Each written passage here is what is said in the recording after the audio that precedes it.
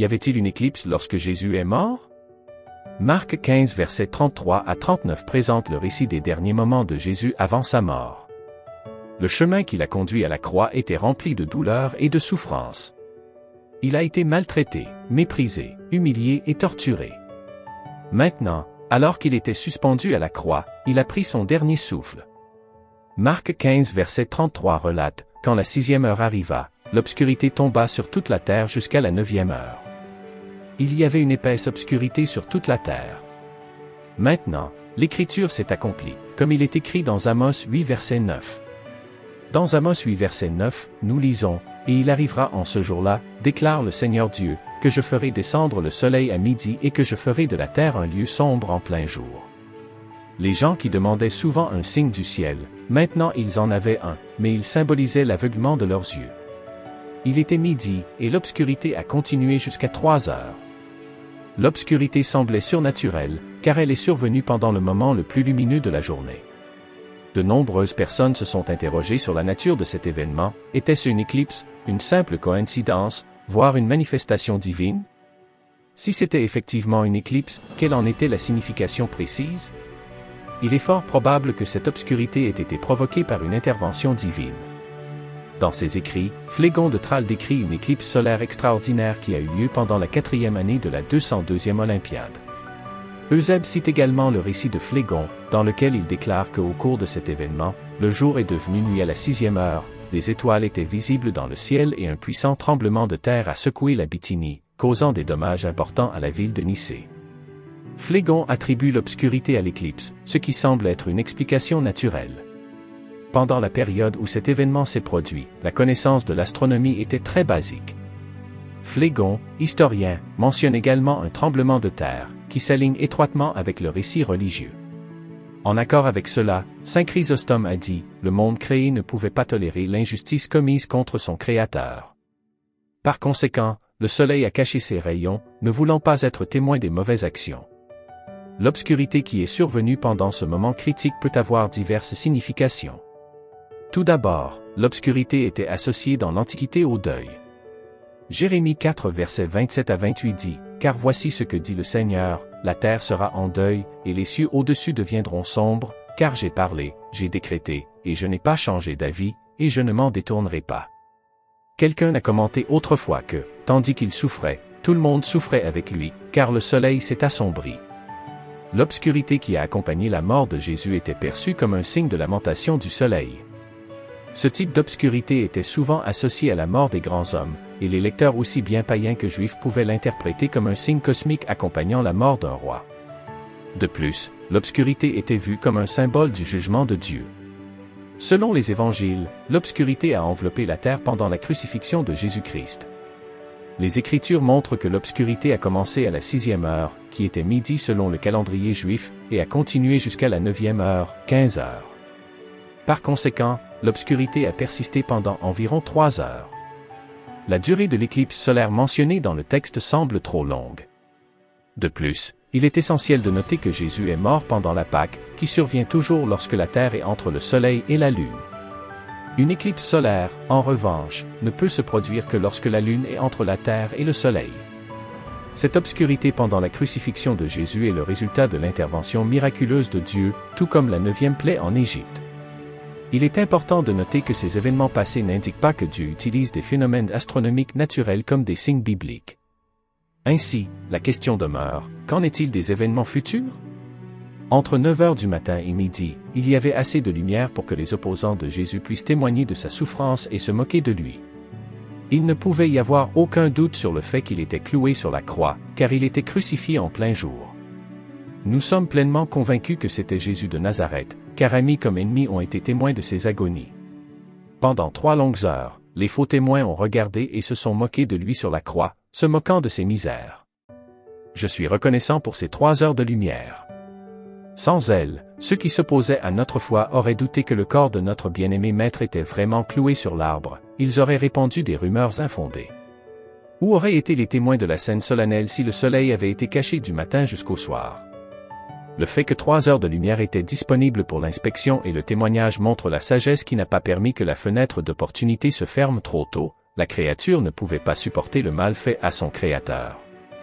Par conséquent, le soleil a retiré ses rayons, afin de ne pas contempler les actes des méchants. L'obscurité survenue à un moment aussi critique.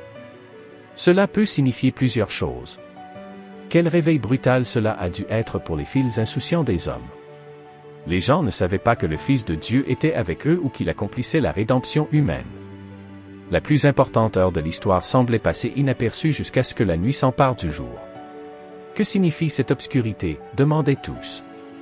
Les choses se sont arrêtées, la charrue s'est arrêtée au milieu du sillon, et la hache est restée levée.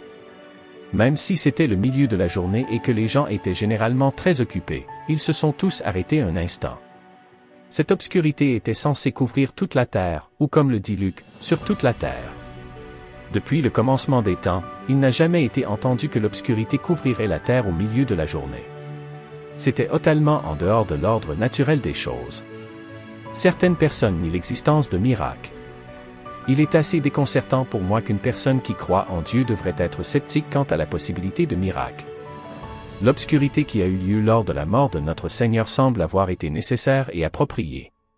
Si nous devions documenter l'histoire de sa mort en omettant l'obscurité, cela entraînerait une omission significative.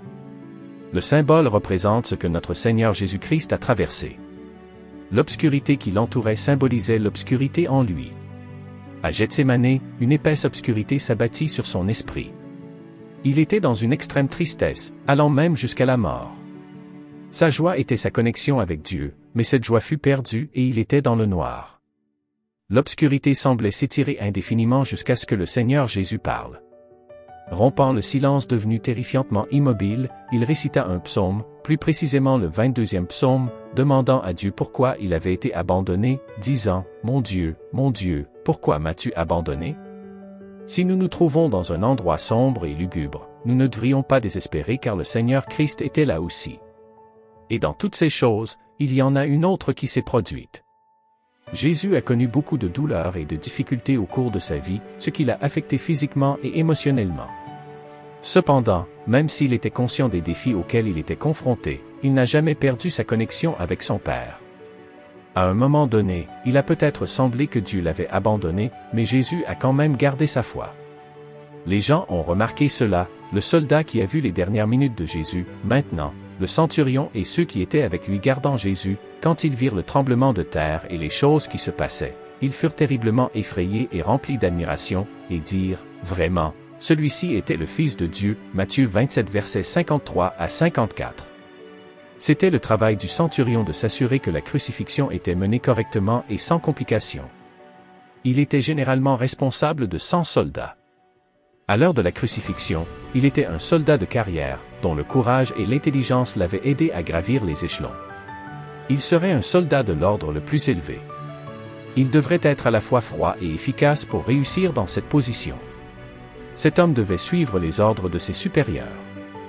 La scène de la crucifixion de Jésus était si remarquable qu'un centurion romain endurci a reconnu que c'était le Fils de Dieu. Cette prise de conscience signifiait que Jésus était innocent du crime. Jésus était sur la croix pour cette raison même. Le centurion a dû ressentir un mélange d'émotions. Il venait de réaliser qu'il avait supervisé la crucifixion d'un homme innocent. Il ne s'agissait pas des paroles murmurées d'un recrue effrayé ou des paroles tremblantes d'un conscrit facile à manipuler, il s'agissait des conclusions raisonnées d'un vétéran expérimenté, un homme qui avait vu d'innombrables hommes souffrir des fins horribles et était responsable de leur mise à mort. Le centurion était bien conscient de la forte condamnation des chefs religieux juifs qui avaient mis Jésus sur la croix pour blasphème. Son commandant en chef, Ponce Pilate, avait soutenu la condamnation pour avoir fait cette affirmation, mais le centurion abandonna la condamnation et déclara la revendication de Jésus. Pourquoi? Parce que les arguments en faveur du Christ étaient accablants.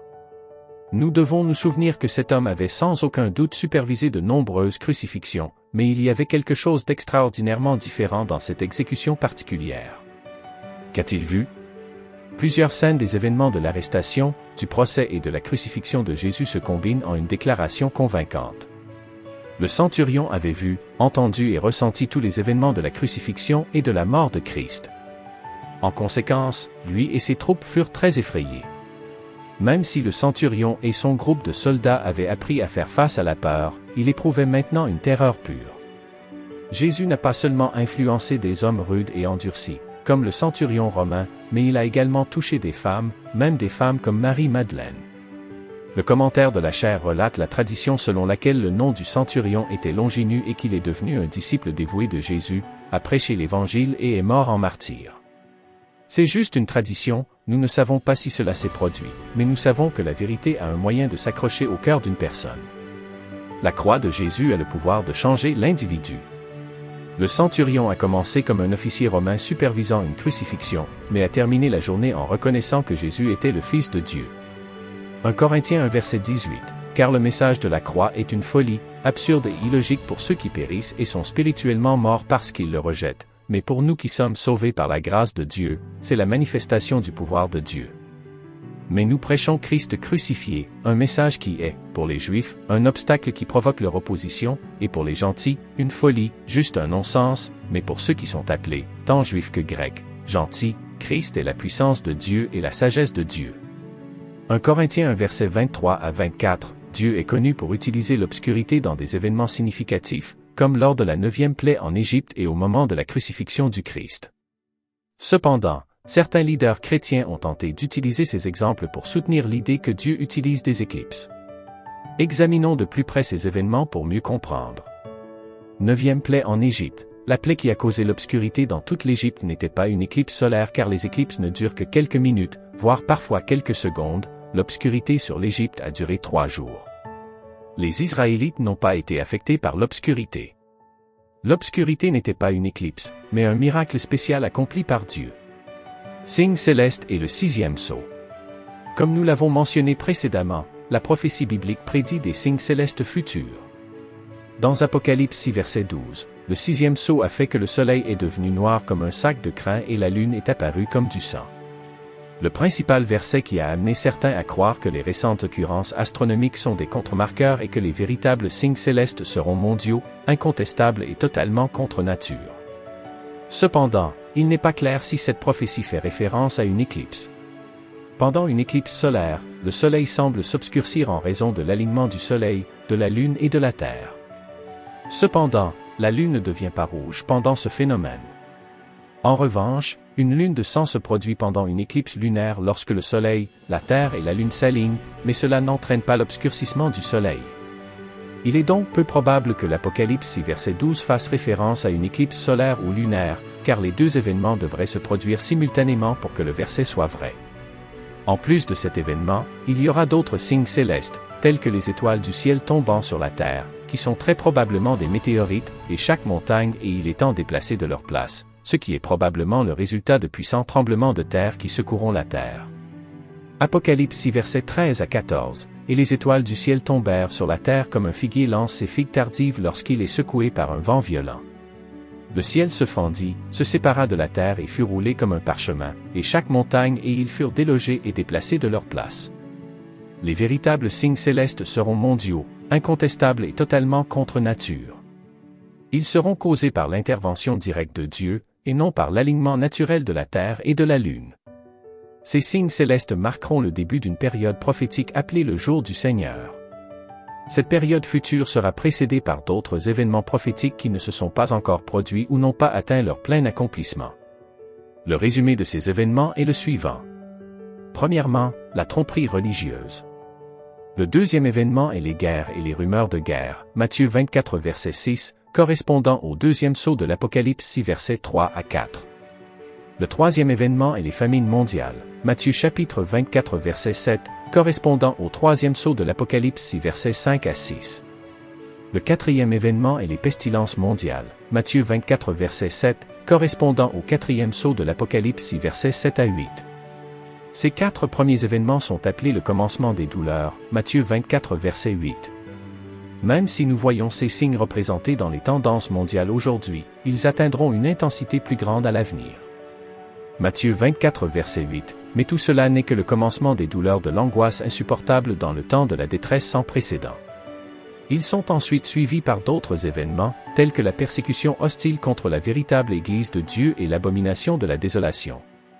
Matthieu 24 verset 21 indique que ces événements sont tous liés à la grande tribulation. Les signes célestes mentionnés précédemment surviennent immédiatement après la tribulation. Matthieu 24 verset 29, correspondant au 6e sceau, Apocalypse chapitre 6 verset 12 à 14. Ces perturbations astronomiques seront vues et ressenties par le monde entier, contrairement aux éclipses, qui passent par un corridor étroit et ne sont jamais visibles de tous autour du globe. Ce n'était pas la seule chose mystérieuse qui s'est produite. 4 choses se sont produites après la mort de Jésus. Premièrement, il y a eu un tremblement de terre. Il y a eu une réponse de la création après la mort de Jésus. Nous lisons, deuxièmement, les tombeaux se sont ouverts. Matthieu rapporte ensuite un incident que l'on ne trouve dans aucun des autres évangiles. Bien que les tremblements de terre puissent endommager les tombeaux puisqu'ils étaient haillés dans la pierre, le soulèvement des corps ne peut être attribué qu'à l'action directe de Dieu, ce qui implique qu'il est à l'origine du tremblement de terre. Leur apparition aux gens de Jérusalem est un témoignage de l'efficacité de l'œuvre de Jésus sur la croix et de la déclaration de sa victoire sur la mort dans sa résurrection et la leur. Cela anticipe l'enseignement de Paul sur Jésus étant les prémices des morts. Le soulèvement de ces saints est un avant-goût de la résurrection à laquelle tous les croyants peuvent aspirer. Par la mort de Jésus, un nouveau jour est arrivé, un jour où la mort a été vaincue par la mort, et la résurrection à la vie éternelle a été rendue possible. Mais remarquez que ce n'est qu'après la résurrection de Jésus que les occupants de ces tombes ont été ressuscités et sont entrés à Jérusalem, où ils sont apparus à beaucoup. La Bible ne dit pas si ces saints ressuscités sont morts à nouveau ou sont allés au ciel avec le Seigneur Jésus. La mort du Fils de Dieu a secoué la nature elle-même. Le prédicateur populaire, Charles Spurgeon, a déclaré « Les cœurs des hommes n'ont pas répondu aux cris agonisants du Rédempteur mourant, mais les rochers ont répondu. Les rochers se sont fendus. Il n'est pas mort pour les rochers, et pourtant les rochers ont été plus tendres que les cœurs des hommes pour lesquels il a versé son sang. » Il est préférable de comprendre que Matthieu voulait nous montrer que le tremblement de terre s'est produit le jour où Jésus a été crucifié. Ensuite, le jour où il a été révélé comme ressuscité, le pouvoir de la nouvelle vie était si fort qu'il a ramené certaines bonnes personnes qui étaient mortes. C'est l'un des passages les plus étranges de l'évangile de Matthieu. Matthieu ne nous fournit pas beaucoup d'informations, et nous n'apprenons pas cette occurrence d'une autre source. Troisièmement, le voile du temple fut déchiré en deux. Matthieu 27 versets 50 à 51, et Jésus cria de nouveau d'une voix forte et agonisante, et rendit son esprit volontairement, souverainement en libérant son esprit de son corps en soumission au plan de son Père. Et aussitôt, le voile du Saint des Saints du temple fut déchiré en deux du haut en bas. La terre trembla et les rochers se fendirent. Le rideau qui couvrait le temple fut déchiré en deux endroits. Le voile était la seule chose dans le temple qui différenciait la zone sainte de la partie la plus sainte du temple. C'était une illustration très claire de la séparation entre Dieu et l'homme. Acte 6 verset 7 dit que dans les jours de l'Église primitive, beaucoup de prêtres obéissaient à la foi. Peut-être que ce voile déchiré leur a démontré la grandeur de l'œuvre de Jésus. C'est probablement aussi ainsi que la déchirure du voile est devenue de notoriété publique. Maintenant, Christ est notre grand prêtre supérieur, et en tant que croyants en son œuvre accomplie, nous participons à son sacerdoce supérieur, nous pouvons maintenant entrer dans le Saint des Saints par lui. Hébreux 10 versets 19 à 20 dit, « Ayant donc, frères, une pleine assurance pour entrer dans le sanctuaire par le sang de Jésus, par le chemin nouveau et vivant qu'il a inauguré pour nous à travers le voile, c'est-à-dire, à travers sa chair. » Lorsque nous contemplons la scène, nous percevons une image de la chair de Jésus déchirée pour nous, tout comme il déchirait le voile pour nous. Le livre des Hébreux fournit une explication détaillée et glorieuse de la signification profonde associée à la déchirure du voile. Le voile qui pendait toujours dans le temple servait de rappel constant que le péché rend les êtres humains indignes de se trouver en présence de Dieu. Le fait que l'offrande pour le péché était présentée une fois par an, en plus des innombrables autres sacrifices qui étaient offerts quotidiennement, était une illustration flagrante de la réalité que le péché ne pouvait pas vraiment être expié ou éradiqué par de simples sacrifices d'animaux. Grâce à ce que Jésus-Christ a accompli sur la croix, les frontières qui séparaient autrefois Dieu et les gens ont été détruites, et nous pouvons maintenant approcher Dieu avec confiance et audace. Le corps de Jésus a été déchiré et le voile aussi, chacun indiquant que désormais nous pouvons nous approcher de Dieu avec audace. Nous avons un grand prêtre qui préside aux cours célestes pour s'assurer que les croyants ont un accès total. Au moment où Christ est mort, les lourds rideaux tissés séparant les deux pièces principales du temple ont été déchirés par une main invisible du haut en bas. La mort du Fils de Dieu a également été accompagnée de tremblements de terre dans le monde naturel, comme s'il y avait une sorte de connexion émotionnelle entre la création inanimée et celui qui l'a faite. Alors qu'ils jouaient pour les possessions de Jésus, la préoccupation de Jésus était leur pardon, ce n'était pas pour son évasion. Quelle déclaration puissante! Clairement, le centurion a été choqué d'être témoin d'un événement aussi dramatique lors des dernières heures du Christ, d'autant plus qu'il n'avait jamais vu une telle chose auparavant. Cela a rendu l'impact sur lui presque incommensurable. Le centurion avait vu, entendu et ressenti tous les événements de la crucifixion et de la mort de Christ. En conséquence, lui et ses troupes étaient très effrayés, même si le centurion et son groupe de soldats avaient appris à faire face à la peur, il éprouvait maintenant une terreur pure. C'est cette croix puissante et l'amour qui y est manifesté qui émeut les cœurs, même le cœur endurci et fatigué par la bataille d'un soldat de carrière, de la mort à la vie. Un vieil adage dit, le sol est toujours plat au pied de la croix, c'était le cas au 1er siècle, et cela l'est encore aujourd'hui. Au pied de la croix, tout le monde, pauvre et riche, trouve un terrain d'entente pour s'agenouiller et embrasser le Christ qui est mort pour eux. Vraiment, celui-ci est le Fils de Dieu. Nous avons entendu et nous avons cru. Le voyage ne doit pas s'arrêter là, nous devons avoir une passion pour le connaître plus profondément. Puisse ce même désir brûler dans nos cœurs, afin que nous puissions vraiment connaître celui qui nous a aimés et s'est donné pour nous. On ne peut s'empêcher de se demander comment la rencontre avec Jésus a affecté la vie des soldats. Sont-ils devenus chrétiens? Dieu avait déjà pris l'initiative dans le salut, Christ est mort pour vous, maintenant c'est à votre tour. Jésus a donné sa vie pour que nous puissions retrouver la nôtre. Il est mort comme nous pour que nous puissions vivre comme lui. Il n'a pas seulement plu à son Père, mais nous a reçus comme une récompense. En tant que substitut pour l'humanité pécheresse, Jésus a souffert du retrait de la communion du Père. Aussi horrible que cela ait été, cela a accompli le bon et aimant plan de rédemption de Dieu. Il y en a d'autres qui considèrent cela comme un mythe ou, au mieux, une histoire théologique.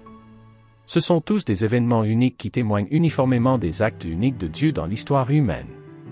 Ce sont des témoignages surnaturels extraordinaires qui confirment que Jésus est celui qu'il prétendait être.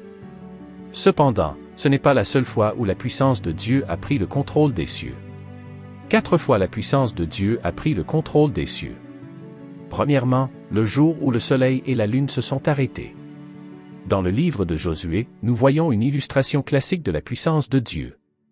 Lorsque les Gabaonites, alliés des Israélites, ont été attaqués par 5 rois, les Gabaonites ont envoyé un appel à l'aide militaire à Josué.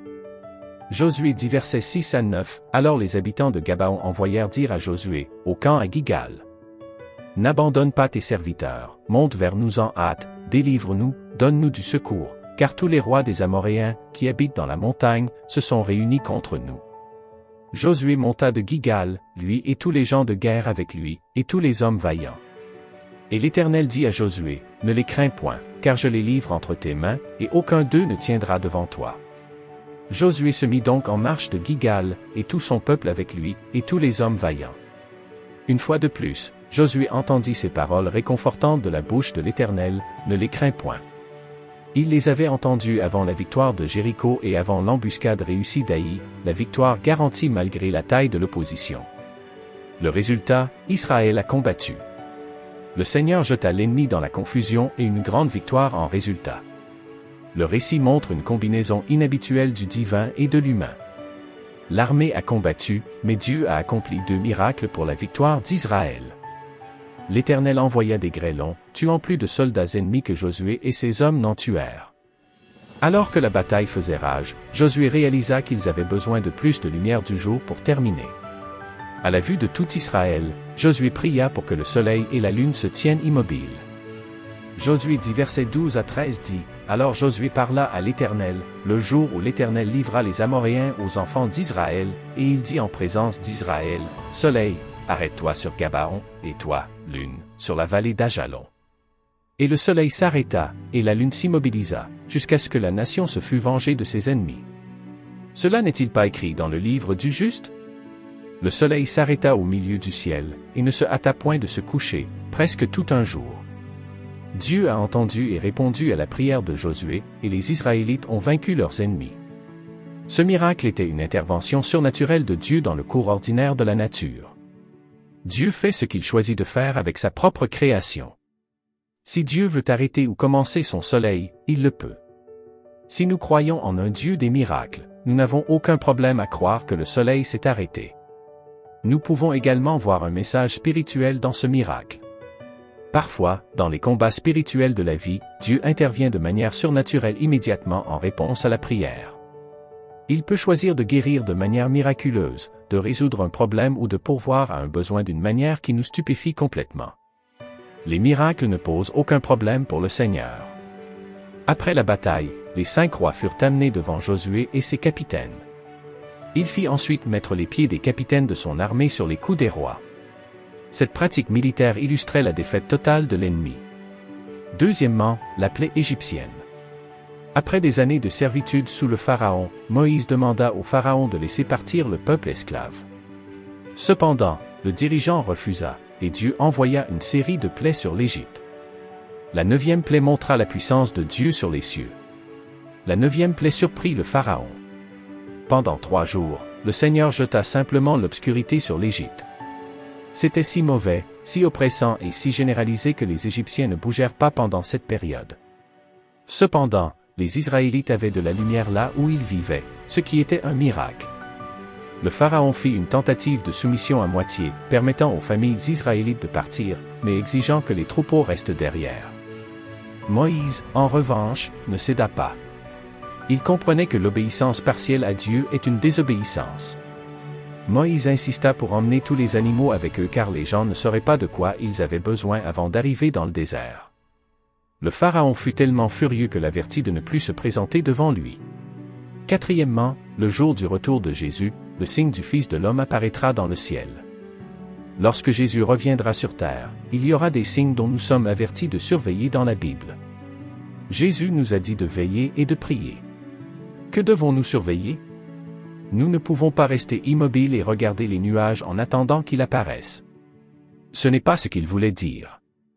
Il voulait dire, gardez un œil sur ce qui se passe dans le monde et voyez quels signes je vous donne pour vous aider à vous préparer. Les signaux sont les signes. Regardons donc Matthieu chapitre 24, où les disciples lui ont demandé, quels seront les signes ou les signaux de ton retour? Que ferions-nous si nous ne savions pas quand cela allait se produire? À leur demande, Jésus donna une réponse directe et non équivoque. Nous pouvons remercier Dieu d'avoir répondu de manière si directe. Matthieu 24 versets 3 à 5 qui accompagneront le glorieux retour de Jésus-Christ. Cet événement céleste dramatique, l'obscurcissement du soleil, l'assombrissement de la lune et la chute des étoiles, signaleront l'arrivée imminente du Fils de l'homme dans la puissance et la gloire. Jésus a averti ses disciples d'être vigilants, de surveiller ces signes pour être préparés à son retour. Il les a mis en garde contre le fait d'être trompés par de faux prophètes et de faux messies qui essaieraient de les tromper. Au lieu de cela, il les a exhortés à rester vigilants, à reconnaître les signes des temps et à être prêts pour son retour. Dans Matthieu 24 versets 29 à 31, Jésus décrit la séquence d'événements qui se produiront immédiatement après la tribulation. Le soleil sera obscurci, la lune ne donnera pas sa lumière, et les étoiles tomberont du ciel. Ensuite, le signe du Fils de l'homme apparaîtra dans le ciel, et toutes les tribus de la terre pleureront en le voyant venir sur les nuées avec puissance et grande gloire. Il enverra ses anges avec un grand son de trompette, et ils rassembleront ses élus des 4 vents, d'une extrémité du ciel à l'autre. Ce bouleversement cosmique, cet obscurcissement dramatique des cieux, servira de prélude au glorieux retour de Jésus-Christ. Ce sera un signe visible et incontestable que le Fils de l'homme est sur le point de venir dans la puissance et la gloire pour établir son royaume sur terre. Et quand ce jour viendra, ceux qui auront mis leur confiance en lui seront rassemblés de tous les coins de la terre pour le rencontrer dans les airs et régner avec lui pour toujours. La question de l'endroit où Jésus est allé après sa mort a été un sujet de débat théologique pendant des siècles. Selon la tradition chrétienne, Jésus est descendu en enfer, spécifiquement dans le domaine des morts connu sous le nom de séjour des morts ou Hadès, après sa crucifixion et avant sa résurrection. Cette croyance est basée sur divers passages du Nouveau Testament, en particulier dans le symbole des apôtres, qui déclare que Jésus est descendu aux enfers. Cependant, la nature exacte de cette descente et son but ne sont pas explicitement décrits dans les Écritures, ce qui entraîne différentes interprétations parmi les théologiens et les dénominations chrétiennes. Certaines interprétations suggèrent que Jésus est allé proclamer la victoire sur le péché et la mort aux âmes des justes décédés avant sa venue. D'autres proposent qu'il soit allé affronter et vaincre les puissances des ténèbres et libérer les âmes des justes de la captivité. D'autres encore considèrent sa descente en enfer comme une représentation symbolique de sa victoire sur le péché et la mort à travers sa mort sacrificielle et sa résurrection. Au final, les détails de la descente de Jésus en enfer restent un mystère, et les chrétiens continuent d'avoir des perspectives diverses sur cette question théologique. Nous voilà à la fin de l'exploration. Si la vidéo a suscité une résonance dans votre cœur, nous vous encourageons à partager vos témoignages dans la section des commentaires. Vos expériences peuvent édifier et inspirer d'autres chrétiens, car à travers vos témoignages, le nom de Dieu est glorifié dans les cieux. Soyez abondamment bénis. Amen.